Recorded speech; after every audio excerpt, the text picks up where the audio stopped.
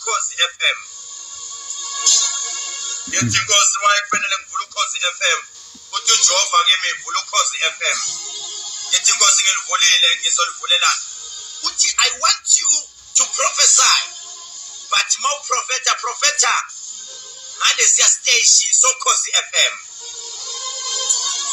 Hayi izona zonke izinto ngibone this year inyumbu ezimbili. hayi kuhlile. I saw 2 people dying in the station, but I saw already, I said God, it happened already. Ushonile umuntu omunye okhosini this year. Uthi uNkulunkulu tell them ukuthi there is 2 more this year abazoshona.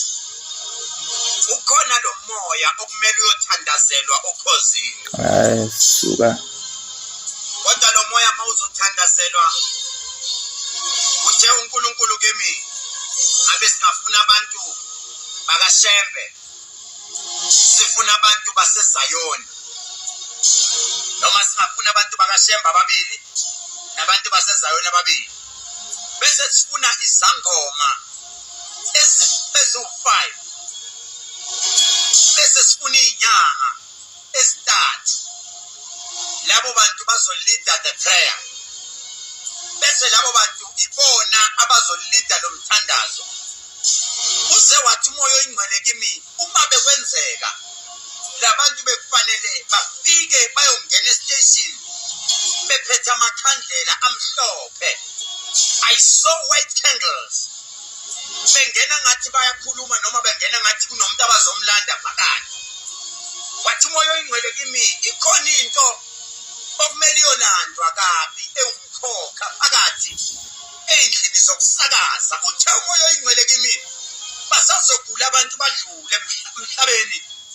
Wathi uJehova sikhulekele leyamphefumulo yasokhosini. I saw wishing njengamanje ngabe kuthiwa ukhona omunye wabo lalele, ngoba ngibone behamba abanye bephathwa zinyawo, abanye behamba bephathwa zibhoko bephakathi endaweni yokusebenzela. Wathi umoya oyingcwele lento bekumele kube sengathi kubambisana abantu basephakameni noma abantu bakaShembe bebambisane nezinyanga. Wathi umoya oyingcwele ibe kuya ngami ebethi uNkulunkulu kimi ngabe bathi beyenza lento yabo kube lempepho eshiswayo phakathi, inuke kamnandi, inuke phakathi endlini zokusakaza. Ngoba uze wathi umoya oyingcwele Mosi lesi station ngibona kuyisiteshi sogogo noma kuyisiteshi ekuyithu abantu abadala bebethi mabesitalela bese bengathi bakhuluma kakhulu emsamo. Wathi umoya oyingcwele kukhona isiko Mosi eselilahlekile ekhosini phakathi. Wathi umoya oyingcwele kunomuntu okhosini FM wayekade ethanda ukhozi, noma ngithi mina umsebenzi owadlula emhlabeni, kodwa lo muntu owayethanda ngenhliziyo yakhe yonke, kodwa ngezinhliziyo yakhe ingavumi uphuma masikule ndawo. Wathi umoya ake sicenge abantu abadala abakhona abangahamba bawukhuleka kakhulu kule ndawo. Angazi noma niyangizwa yini. Hayi ukhona ozongizwa. Ngibona oyedwa ozodlulela esibhedlela egula kabuhlungu. Ngaphinda ngabona oyedwa ongadlula kabi, edlula ngengozi noma edlula ngegazi. Hayi angazi noma niyangizwa yini. Lento ngayikhuluma ngisho nakubona. Khuluma kubona. Kodwa kufanele bakhulekiswe. Ngiyazi ukuthi impakamo ikhona, ipride ikhona, ngeke bayithathe serious, kodwa ukhona ogulayo. Zwana impakamo ipride ibuka sino ehlele izenze njani into. Ukhona ogulayo kodwa lokho eyifihla lento. Ogula kakhulu. Ogulayo kumanje. Ogulayo lento engamamba kakhulu mayingena endlini zokusakaza. Jesus. Nkosi yamakhosi, Nkosi yabesizwe, mthethele lona.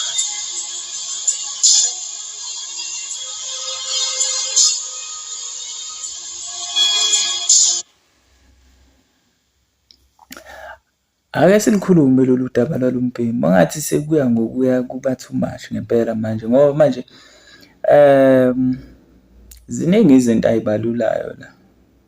Kunabantu ababili abagulayo, omunye usewashona, kusho ukuthi labo bantu bazogcina bebathathu phela. uthi yena kodwa ubona ababili abazophinde bashone futhi. Lento kahle kahle yokuboniswa sebenza umdlalo labantu, sebenza umdlalo, siwumdlalo, umasgcozi lo. Yabo. Ngoba ngeke ukhulume into efana nale kodwa kube kunomuntu ngempela ozokuzwela, okuzothi makuhlala kuye ngempela lokho kungahlali kahle. Njengoba kwenzekile nje. La kuqeda kuphuma izindaba ekade zisho ukuthi okay, umama ulo wakambokazi uZanele Mbokazi u-admithiwe ngenxa yokuthi-ke unesifo lesi akanaso. Sike sakuripotha lokho nje ngaphambilini ey'nkundleni zokuxhumana. Kwakhulunywa abantu nje bakhuluma ngodaba lwakhe kwaze kwaba sekuthenini bathi ukulibala kancane kodwa kulokhu ku-update-wa kuze kwafika ekuthenini njengoba I think 2 days or 1 day ago la khona-ke kugcine kuphuma khona ukuthi-ke angathi-ke umama uZanele useyitholile nayo le video labo uKhehlelezi akade elokhu ekhuluma khona yonke lento ayikhulumayo, and same time kuhambe kuyaphuma ukuthi-ke njengoba eyithola le video le uyabona ngokwenkulumo yakhe nokwey'mpendulo indlela aphendula ngayo ukuthi no, akaphatheki kahle uma ezwa into efana nale, right? So ngizoke ngikulandise nje ngayo le video le noma ngalo lolu daba la khona ngithola kwiSolezo ukuthi-ke umsakazo wokhozi FM okuvela ukuthi-ke unesifo somdlavuza uZanele Mbokazi useziphendulele-ke ngesibonakaliso esibonakaliswe-ke inyanga yaseThekwini okuDr Khehlelezi esasithi-ke kuney'dumbu ey'mbili-ke ezizophuma kulo msakazo, okay? Emuva-ke kwesika BK umfokamchunu, so kushiwo isidumbu sakhe-ke phinde futhi uZanele uthe baningi-ke abantu-ke abamthumela yona le video-ke kaKhehlelezi ekhuluma-ke ngaso lesibonakaliso sakhe ngezinto-ke ay'tshelwa-ke uNkulunkulu, okay? Kodwa-ke umama-ke uZanele uyiphendulelile-ke washo kanje yena-ke uthe yize luselude uhambo-ke mayelana nendlela-ke yokuthi-ke alulame noma ukululama kwakhe.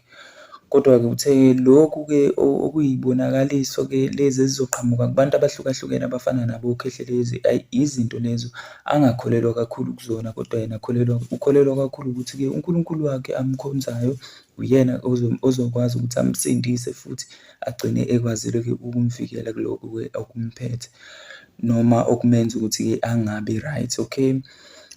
Uphinde wathi-ke yena uyindodakazi kaNkulunkulu, ngakho-ke uzophila nje futhi ngeke aze afe, okay? Ukumcaphuna nje ngizofakaza ngobuhle bukaNkulunkulu kuphetha yena-ke umama-ke uMambokazi, right?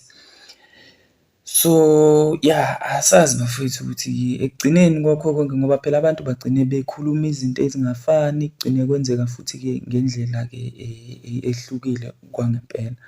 But-ke kule simo lesi sikaKhehlelezi mina-ke ngokwami ukubona ngizothi-ke ey'meni ey'njengalezi umuntu uma esesimeni esingekho right ukuthi it's either uyaziwa noma akaziwa, especially kumama okwi-profile noma one-profile enjengalena okuwumama uMambokazi futhi ovuselela imimoya yabantu ukuthi abantu bahlale bebe right nani nani. Ake sizame ukugwema noma ake kunokuthi kuqhamuke izinto ezingamazwi azolimaza, akuqhamuke amazwi akhayo azovuselela ithemba kumuntu osuke ephathekile ney'hlobo zakhe njalo njalo, uyabona?